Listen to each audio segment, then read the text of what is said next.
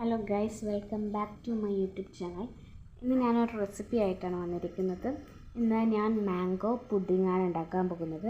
ഞാൻ ഫസ്റ്റ് ടൈമാണ് mango pudding ഉണ്ടാക്കാൻ പോകുന്നത്. ഇവിടെ ഇഷ്ടംപോലെ മാങ്ങ ഉണ്ടായിരുന്നു, പക്ഷേ എന്നാലും ഇതുവരെ ഞാൻ ട്രൈ ചെയ്തിട്ടില്ല. ഇത് വീട്ടിൽ തന്നെ ഉണ്ടായ നമ്പ്യാർ മാങ്ങ അല്ലെങ്കിൽ കുറ്റ്യാട്ടൂർ മാങ്ങ എന്നറിയപ്പെടുന്ന മാങ്ങയാണ്. ഇത് ഞാൻ ചെറിയ കഷ്ണങ്ങളാക്കി അരിഞ്ഞെടുത്തിട്ട് ഒരു മിക്സി ജാറിലിട്ടിട്ട് കുറച്ച് ആവശ്യത്തിന് പഞ്ചസാര,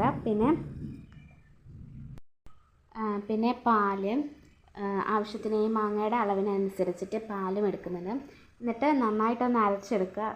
മാങ്ങയുടെ കഷ്ണങ്ങളൊന്നും ഇല്ലാത്ത രീതിയിൽ നന്നായിട്ട് സ്മൂത്തായിട്ട് അരച്ചെടുത്തതിന് ശേഷം ഒന്ന് നോക്കുക കട്ടിയുണ്ടോ.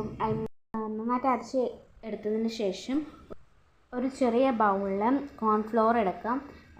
മാങ്ങയുടെ അളവിനനുസരിച്ചിട്ട് നമുക്ക് കോൺഫ്ലോർ എടുക്കാം. കോൺഫ്ലോർ എടുത്തതിന് ശേഷം ഇത് പാല് കൊണ്ട് തന്നെ ഇത് നന്നായിട്ട് ലൂസാക്കി എടുക്കാം. നന്നായിട്ട് കോൺഫ്ലോറിൻ്റെ കട്ടകളൊന്നും ഇല്ലാത്ത രീതിയിൽ നന്നായിട്ട് പാലുമായിട്ട് മിക്സ് ചെയ്തിട്ട് നന്നായിട്ട് മിക്സ് ചെയ്യുക. എന്നിട്ട് കുറച്ച് നേരം ഇത് മാറ്റി വയ്ക്കാം. പ്രത്യേകം ശ്രദ്ധിക്കണം, കട്ടകളൊന്നും ഇല്ലാത്ത രീതിയിൽ നല്ല കട്ടകൾ ഉടച്ച് വേണം എടുക്കാം. അതിനുശേഷം നമ്മളൊരു നോൺ സ്റ്റിക്ക് പാൻ എടുത്തു. അതിലേക്ക് നമ്മൾ നേരത്തെ അരച്ച് വെച്ചിരിക്കുന്ന മാങ്ങയും പഞ്ചസാരയും പാലും കൂട്ടി ചേർത്ത് അരച്ച് വെച്ച മിശ്രിതം ആ പാനിലേക്ക് ഒഴിച്ചു. ശ്രദ്ധിക്കേണ്ട കാര്യം, ചെറിയ ലോ ഫ്ലെയിമിനായിരിക്കണം ഗ്യാസ് ഉണ്ടായിരിക്കുന്നത്. അത് നന്നായിട്ട് മിക്സ് ചെയ്തെടുക്കാം. നന്നായി ഇളക്കി കൊടുക്കാം. ഇതൊന്ന് കുറുകി വന്നതിന് ശേഷം നമ്മൾ നേരത്തെ തയ്യാറാക്കി വെച്ചിരിക്കുന്ന കോൺഫ്ലവർ കുറച്ചായിട്ട് ഒഴിച്ചു കൊടുക്കാം. ഇത് കോൺഫ്ലവർ എടുക്കുമ്പോൾ ഒന്ന് ശ്രദ്ധിക്കണം, നേരത്തെ കലക്കി വെച്ചതായതുകൊണ്ട് കട്ട പിടിക്കാൻ സാധ്യതയുണ്ട്. ഈ പൊടിയൊക്കെ അടിയിലേക്ക് ഊറി വരാൻ സാധ്യതയുണ്ട്. അപ്പോൾ ഒന്ന് ജസ്റ്റ് ഇളക്കി കൊടുത്തതിന് ശേഷം എല്ലാം മിക്സ് ആക്കിയ ശേഷം എടുക്കാം. അപ്പോൾ ഇത് കുറേശ്ശെയായിട്ട് ഒഴിച്ചു കൊടുത്തിട്ട് നന്നായിട്ടൊന്ന് ഇളക്കി കൊടുത്ത് നന്നായി കുറുകി വരണം. കുറച്ച് അണ്ടിപ്പരിപ്പൊക്കെ ഇട്ട് കൊടുക്കുന്നുണ്ട്. അത് കുറച്ച് നമുക്ക് കഴിക്കുമ്പോൾ കുറച്ച് കടിക്കാൻ വേണ്ടിയിട്ടാണ്.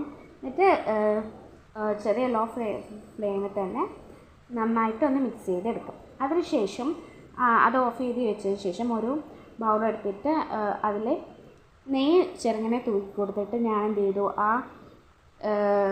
ഉണ്ടാക്കിയ മാങ്ങ അതിലേക്ക് ഒഴിച്ചു കൊടുത്തു. പിന്നെ ലാസ്റ്റ് ഗാർണിഷിങ് പരിപാടികളാണ്. ഇത്രയേ ഉള്ളൂ. ഇവർ സിമ്പിളായിട്ട് ഉണ്ടാക്കാൻ പറ്റുന്നതാണ്. നമ്മൾ ഇളക്കി കൊടുക്കുമ്പോൾ ഒന്ന് കൈ എടുക്കാതെ ഇളക്കി കൊടുക്കണമെന്ന് മാത്രമേ ഉള്ളൂ. സിമ്പിളായിട്ട് നമുക്ക് മാങ്ങയൊക്കെ ഉണ്ടെങ്കിൽ, ഇപ്പോൾ മാങ്ങയുടെ സീസണാണ്, സിമ്പിളായിട്ട് നമുക്ക് വീട്ടിൽ തന്നെ ഉണ്ടാക്കാൻ പറ്റുന്നതാണ്. ആകെ 2-3 ഇൻഗ്രീഡിയൻസ് മാത്രമേ ഉള്ളൂ. കോൺഫ്ലോറും പിന്നെ പാല്, മിൽക്ക് മെയ്ഡൊക്കെ ഓപ്ഷനാണ്. മാങ്ങയുടെ ടേസ്റ്റ് കൊണ്ട് തന്നെ പുഡിങ് അടിപൊളിയാകും.